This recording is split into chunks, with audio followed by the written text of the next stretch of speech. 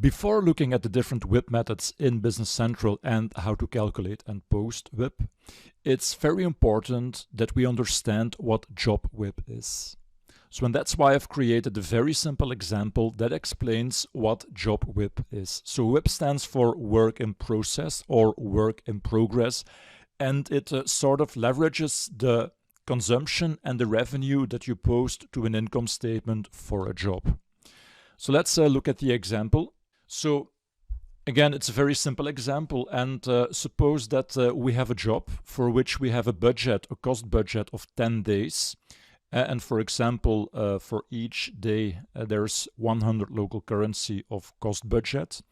And we also have a budget of 10 days, 150 local currency that we will invoice to the customer. So this is the revenue budget, this is the usage or the consumption budget.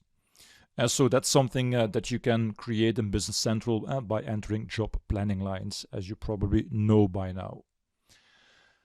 Okay, suppose that we start working on the job, and the first thing that we do is post consumption. Consumption of time, maybe consumption of items, whatever. But we already have posted 2 days of consumption, so our actuals are 2 days, so a total of 200. Yeah. Which is posted to the income statement. So this is what we call recognized consumption, so a recognized cost for the job. But we didn't invoice something yet to the customer, so we haven't sent a sales invoice yet for this job, which means that the actual revenue on the job is 0. So what you see then is that we can calculate WIP based on costs. So for example, the percentage of completion method that we will see in the next units is a method that calculates WIP based on costs. And so in this case, the WIP based on cost is 20%, so 2 days out of 10. So we already completed 20% of this job. Now what WIP calculation does is apply the percentage to the revenue. So we didn't invoice the job already to the customer, which means that the invoice percentage is 0. And by running the WIP calculation in Business Central, you would see that with a job like this, there is a WIP income of plus 300. Or in other words, 2 days multiplied with 150 a day. So it's a very simple example, but this is basically what WIP does. Now you can also have the opposite, of course. So we still have 2 days completed, so the completion percentage is still 20%. But suppose that we already send an invoice to the customer for 5 days, which means that we already invoiced 50%.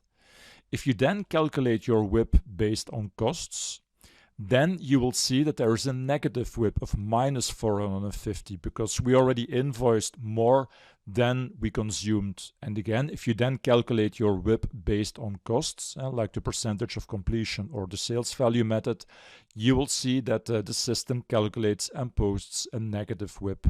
So this means that the revenue recognized in the income statement will decrease in this scenario.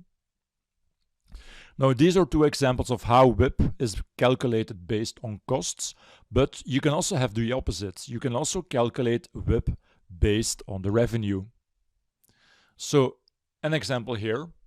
Suppose that we already invoiced 5 days to the customer, but we didn't already post any consumption.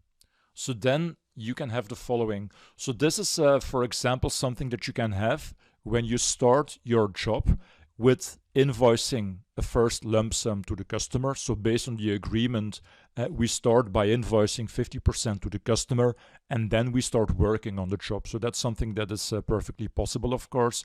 So and then you can have this situation where we already invoiced to the customer, so in this case 50%, but because we didn't already posted consumption to the job, you will see that the percentage consumed is 0%, and by running the WIP, we will have a positive WIP for our costs of plus 500. And so Business Central uses an accrual account to add a cost to the income statement of 500. So that's what would happen in this scenario. And also here, you can have the other situation, the percentage invoiced to the customer is still 50%. But in this scenario, you see that we already consumed 80%, so more than we have invoiced. And because the WIP is calculated based on the price, the system will calculate and post a negative WIP. So this means that our costs for this particular job in our income statement will decrease with minus 300. Calculating WIP based on price is something that you can do in Business Central by using the WIP methods cost value or cost of sales. But I suggest that you have a look at the next units in which these WIP methods are explained more in detail.